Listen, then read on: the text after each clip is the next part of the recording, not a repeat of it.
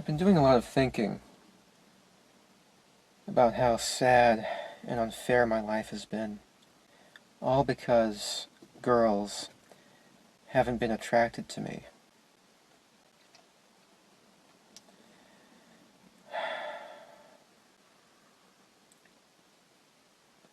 I've been going through college for 2.5 years now, and in those 2.5 years, I've had to rot in bleak and sad loneliness, while other guys get to enjoy all the pleasures of, sex and socializing and partying. I've never had a taste of that, because no girls give me a chance. No girl at my college has ever expressed any interest in me. I mean, you give a chance to all these stupid, obnoxious guys that I see you walking with, but you don't give a chance to me. Why not? I'm such a magnificent guy. I'm beautiful. You can't deny that. I've traveled all over the world. I have so much to talk about. I'm civilized, intelligent, sophisticated. I have a sense of style. And yet you girls don't see it.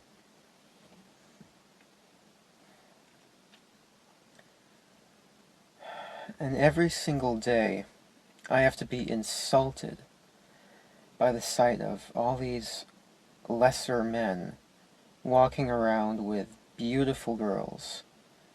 I see so many couples where the guy is just so unworthy of having a beautiful girlfriend like that, and yet they're together. He has her love, and I've never had any of that love and affection from girls. Why do you girls give those guys a chance, but not me? I deserve it more. I don't know what you don't see in me. I'm the perfect guy. And yet you throw yourselves at all these obnoxious men, instead of me, the supreme gentleman. I will punish all of you for it. On the day of retribution, I am going to enter the hottest sorority house of UCSB. And I will slaughter every single spoiled, stuck-up, blonde I see inside there. All those girls that I've desired so much, they would have all rejected me and looked down upon me as an inferior man if I ever made a sexual advance towards them, while they throw themselves at these obnoxious brutes. I'll take great pleasure in slaughtering all of you. You will finally see that I am, in truth, the superior one, the true alpha male. If you want to maybe start with why you began to sort of identify as an incel, maybe, if you're okay with that. In my childhood trauma, I was like physically abused. Right. Like my dad was like a crazy guy. Okay. And yeah, and before that, at least, maybe I was bullied during high school, and I think also I didn't have any girlfriends, like officially girlfriends. Tried, a lot of things in gym, um, asking them, something like that. It doesn't work. And especially when I moved into the West, in the Americas, it was really harder for me because I was like a minority. And I think that's it. Like my, that's it. I was an incel because nobody wanted me, at least not because of my. I tried my best. What's the red pill? What does that mean? Red pill means like you gotta see, you just experience something, and it's like, have you seen The Matrix? You Oh take yeah, the yeah, yeah. blue pill, you ignore everything, you just go to sleep. Red pill, you go woke, you see everything. It's the reality of life. Well, the reality of life, women would always go through, to go through all the guys, they choose the best mate, like, nature. Like, the alpha male would always get the females, all of them. They will always engage in polyamorous relationship if we have a chance. Also, like, you have to see it. It's the truth. Yeah, it's over. Like, in your experience, have you seen any ugly guys with beautiful women? You don't see any ugly guys with a beautiful women. I could see only, beautiful guys with ugly women. That's it. So some think that essentially like they should be assigned a girlfriend by the government. Yes, Wow. something like it's a funny thing to say, but you still need consent for that, Yeah. which I understand. It's nearly impossible to do it unless the government or society is already crumbling down, the population goes down. So you need guys to procreate with women, and it's forced into them, and women has no choice to do it because population is going down, but it's nearly impossible to do it. And if that scenario comes down, I'm not sure how the government will. On some level, most kind of support Rogers because it seems like he's almost considered like a saint, almost a son. Is that the right word? That's what they started. Like, he became a saint because that's he's part. He's part what the incel should should be. Like, not being violent. Not let's just erase, like, remove everything. Remove the murders. You need to see his personality. He just hate women because no one is attracted to him. He was so pissed about women. He just say negative things about it. No one likes him. But if I see it, he was a psychopath, like any murderers. Like, that Bundy, Jesus Christ, like, every woman is, like, attracted to him, even though he's a murderer. Like, right now, the guy is, like, we just post him and say it, everything's wrong. Like, come on, what's wrong with you? Like, he was, like, what you call, like, a meme himself. We just meme about it. Like, in my opinion, he was just a meme because he did, funny things. At least he so hateful women. He say so many stupid things that we think it's funny. But the murders that he did is not funny at all.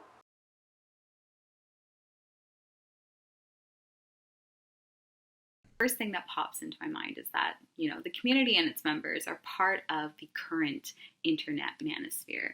And the manosphere is a term that you might have heard before, you might not have, but it's sort of proliferated into mainstream media discourse. We've seen, pundits and just basic news articles referencing the manosphere, particularly when a mass casualty event happens where the perpetrator has aligned themselves with the incel ideology. But when we think about the manosphere and the general feminist consensus, we can define it as something like a loose and informal network of websites, blogs, forums, and other online platforms and spaces that are devoted to discussing issues of masculinity. So other platforms that might be manosphere affiliated, depending on the type of content that is posted, could be a YouTube channel, so maybe a men's rights YouTube channel or a pickup artist YouTube channel. It could also be certain podcasts as well. Anything that sort of talks about a wide array of issues related to masculinity. Often manosphere spaces are male only, but that isn't necessarily the case among all manosphere spaces. We've got a lot of variation between the types of communities that we're seeing online. When we think about the manosphere, it's really helpful to conceptualize both the groups and the content that those groups post within a spectrum. So some content can be really, really positive and uplifting and inclusive, and then other content can be on the other side of that, which is more extremist sentiments and violence or harm.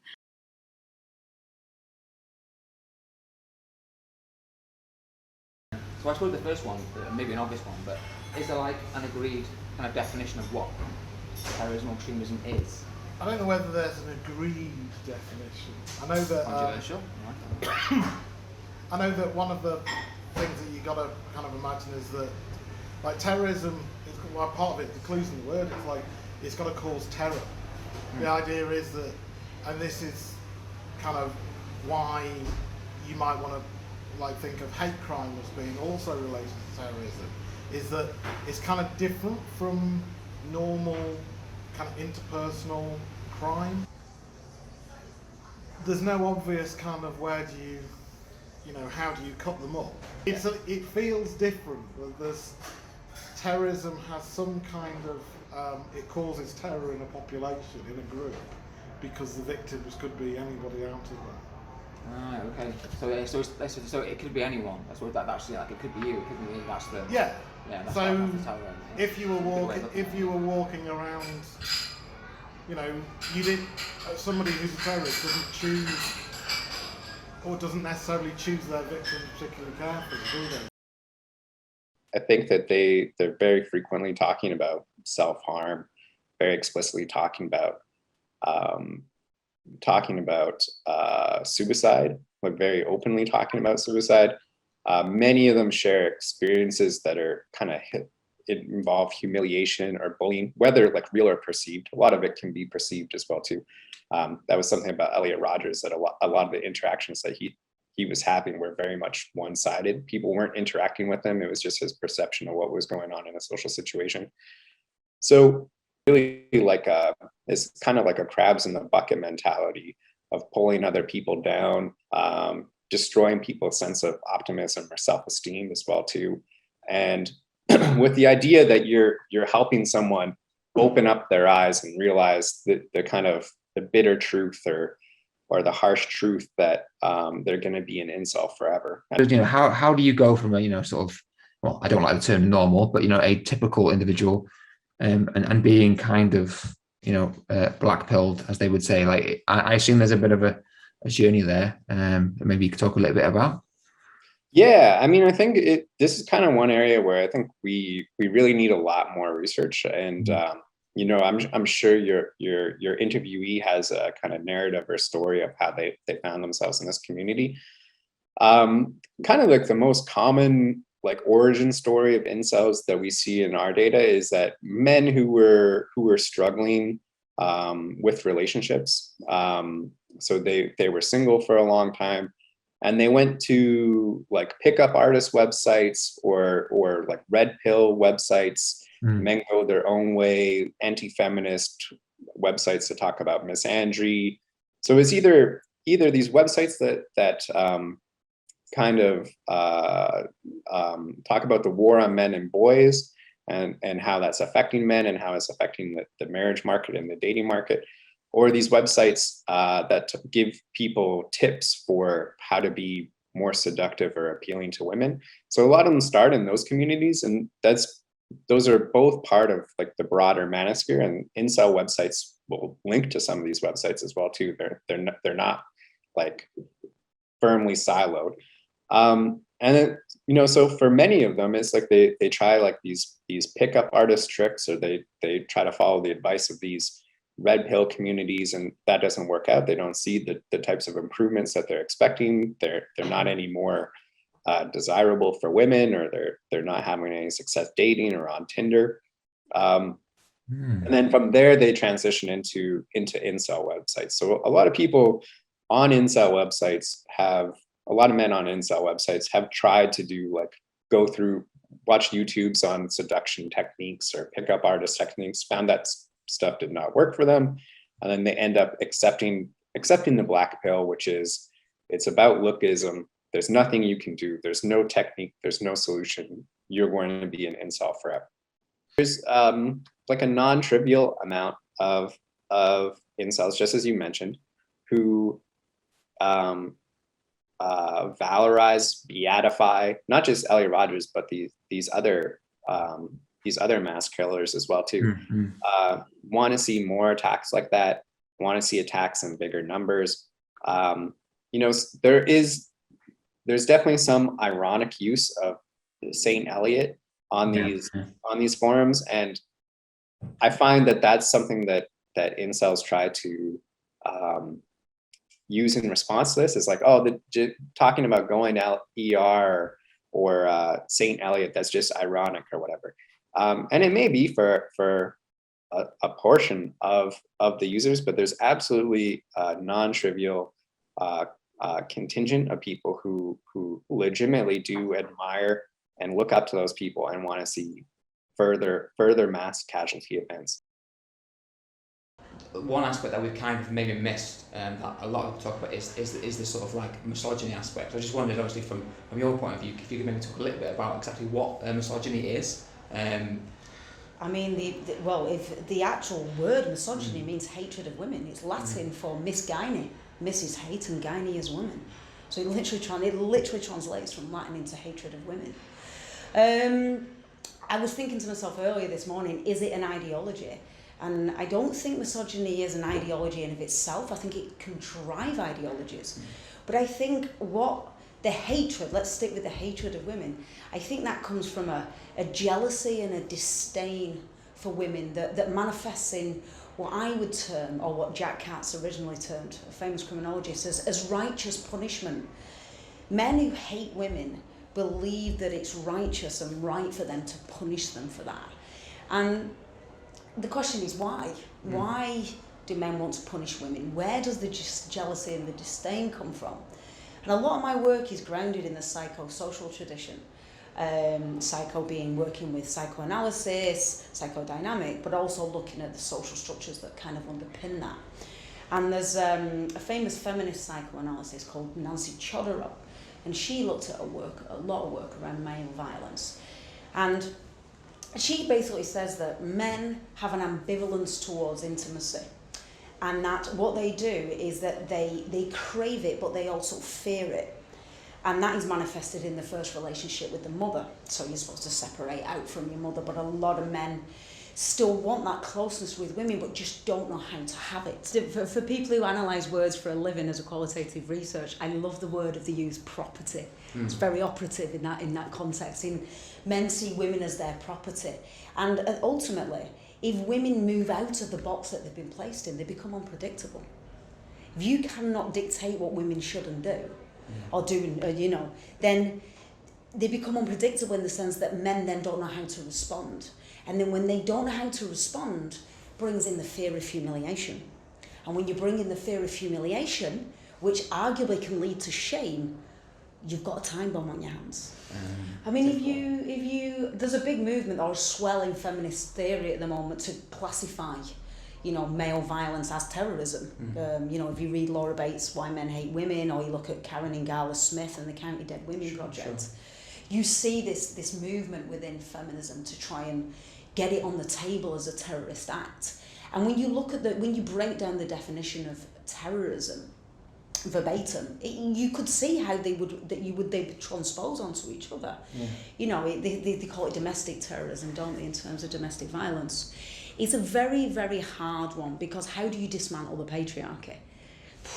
We've been doing it since the suffragette movement, haven't we? I don't think that anyone's got any hard and fast answers to that. In terms of the incel community, what we could do, I think, is work with that humiliation and shame, because I think that's what drives it. Like you said, the Chads and the Stacys, I think they're called. It's this feeling like they don't belong. And Laura Bates does talk about that in her book. She says one of the common denominator amongst the incel community was this feeling of like they didn't belong. And then all of a sudden this community comes along and makes them feel like they do. That is very powerful. That's what we're seeing in gang culture. It's like this sense of belonging. We all want it. We all crave it. And they're finding a community that can offer them that. But also, hatred is the thing that binds them, and belonging to something that predominantly hates somebody else is never, ever a nice place to be, or it's not going to last. Just as terrorism or extremism does, it's all driven by hatred.